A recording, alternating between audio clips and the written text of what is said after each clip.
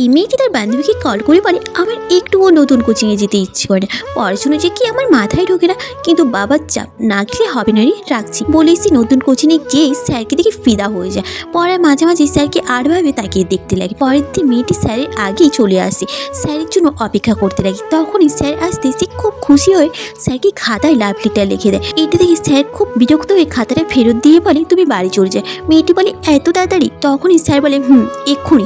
মেয়েটি বিরক্ত হয়ে বাড়ি ফিরে যায়। পরের দিন আবারও সে আগে থেকে চলে আসে। স্যার আসতেই সে তার হাতটা ধরে। তখনই সে একটি চড় মেরে বলে, তুমি এখনো অনেক ছোট, তোমার প্রেম করার বয়স হয়নি।